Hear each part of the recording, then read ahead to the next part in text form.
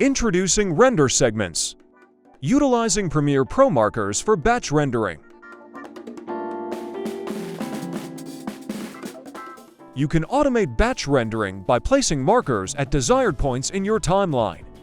This saves time and effort, especially for projects with multiple segments.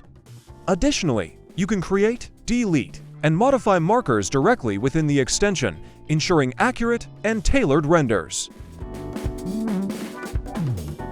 The extension also supports Media Encoder custom presets, allowing you to save and apply your preferred rendering settings quickly and consistently. Whether it's specific export formats, resolutions, or bitrate settings, your custom presets ensure every render meets your exact specifications. RenderSegments, now available on ascripts.com.